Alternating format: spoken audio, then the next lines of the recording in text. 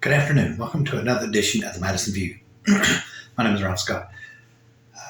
Remember, I said I'd go back and review the things that are near and dear to me, and that's the air I breathe.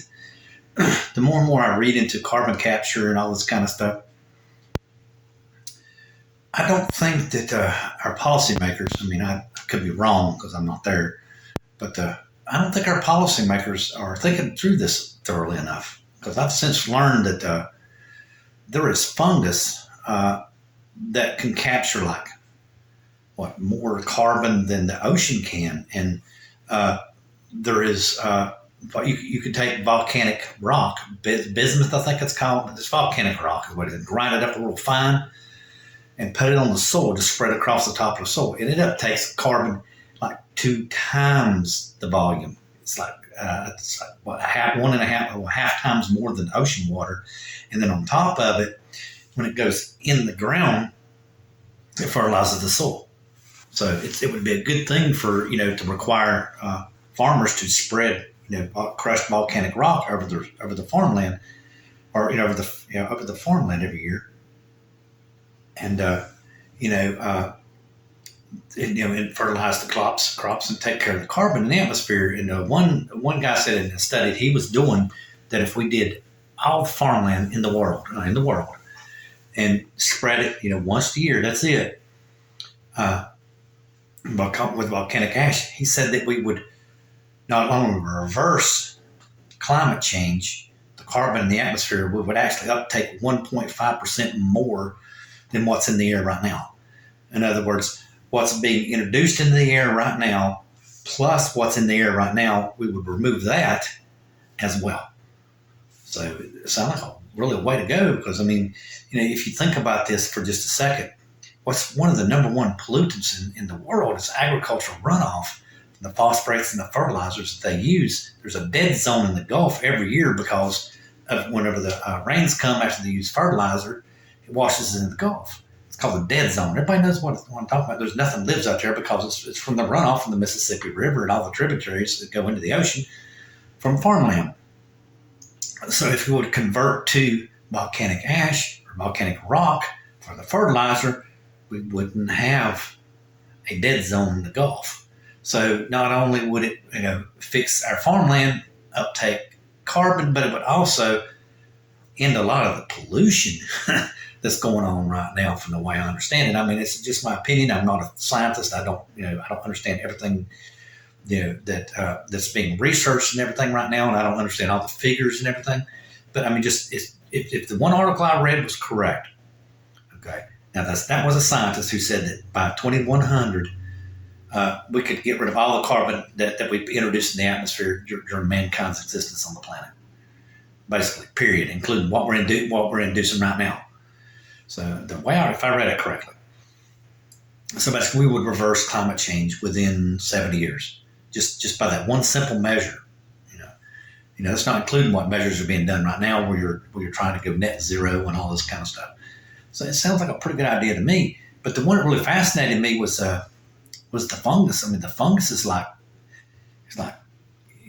oh my God, it's like a big sponge. It's even more absorbent than the water, than the ocean is. The carbon. If I read my article correctly, it's a pretty decent thing to have. And he's saying that scientists didn't think about this fungus. So okay, so what would grow fungus farms? if it uptakes more carbon than trees does, would it half the water and all that kind of stuff possible? Because fungus don't really use a lot of water; they're small. So, the more and more I review and the more and more I read, I just don't think everybody that's making policies right now are being thoroughly informed. So I could be wrong. I don't know. Maybe this was introduced to someone and they wanted to dismiss it or something like that because they didn't want to mess with the phosphate industry or whatever. But the phosphate industry could always start mining lava rocks, and what's the difference? They can just convert to something else. They don't have to, mine phosphate to make a living.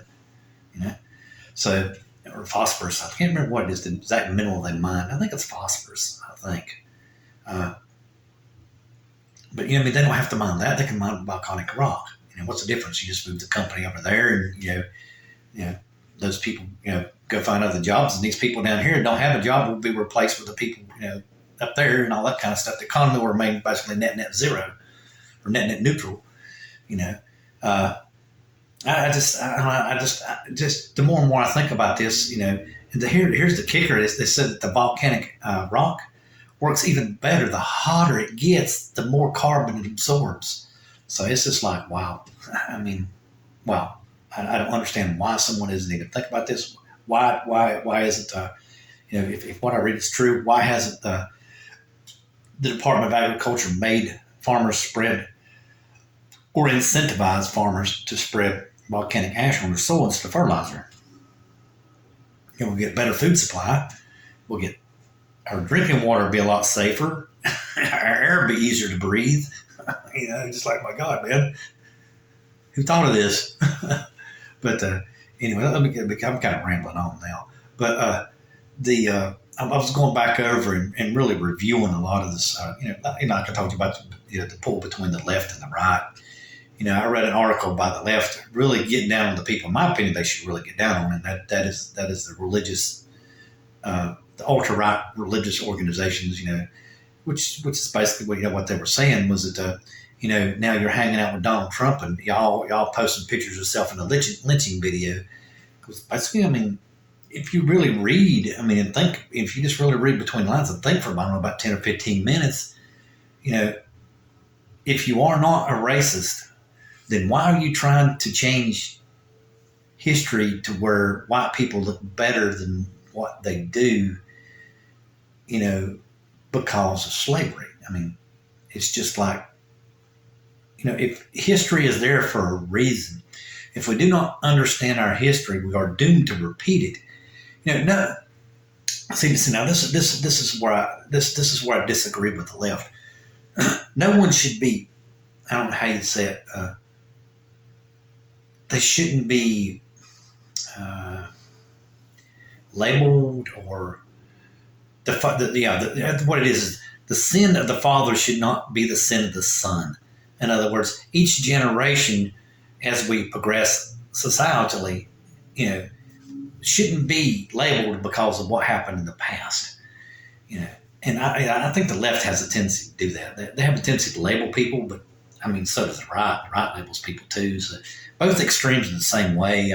You will look at them. In my opinion, both sides are a cult. The left's a cult, the right's a cult. I just can't think of any other label for them. They can say what they wish, but they're just a cult. Just like I said, our economy is so good, and then they whine. Because what? Not everybody works. Not the economy isn't perfect, and not everyone can afford everything because the economy isn't perfect. Well, the last time I checked, we're on Earth, right? There ain't nothing perfect man ever done. We make our tweaks. We do the best we can. We change our system every year according to what we think will work and work better the next year. That's all we can do. We can't foresee the future and see how every domino will fall. You never can tell. You may see that, okay, well, this is going to happen, but all of a sudden somebody steps in and pushes the domino the other direction. So you can't help that. You can't help what happens in the future, but you can start the right path. And that's what happened back in the 60s and the 70s and the 80s. The path got started better in this country. A lot of people don't think so, but it did culturally and socially. The path of our country changed for the better. I know that the radical right religious people don't think so, but it has. And in my opinion, I think a lot of people are really starting to see through this, this whole entire right-wing religion stuff, that it's a cult. It's all it is. You can believe in God. And not believe like they do. I don't know. Last time I checked, it's quite possible. You don't have to be like John in order to be Paul. Last time I checked that, if you were like John and you were Paul, then you're John, right? So it's called individual freedom. But anyway, let's kind of get off on that one a little bit. But I was reading that the Republicans are starting on their budget battle again. These people, and now something I agree with a lot of news pundits and opinion people and people on the left. I personally think the Republican Party is going to lose really bad in the next election. I mean, they mess with an individual right. That's something that they sit there and say that they do not do what they did. And I think they're going to lose big time in this next election cycle. But these people are up there still fighting, to make, like the one guy said, you're trying to give the U.S. a root canal when all it needs is a filling. You're going way overboard. You're going ridiculous with this budget stuff that you're talking about. You would shoot, or the way I look at things, you would chop down the pecan tree to harvest the pecans. Last time I checked, if you go to school, do your math, understand your engineering, you would invent a machine that would shake the tree, shake the pecans off, and then you come along with a vacuum cleaner or whatever and vacuum the pecans up. And next year, you put fertilizer stakes around the pecan tree, make sure it gets enough water, and you got more pecans.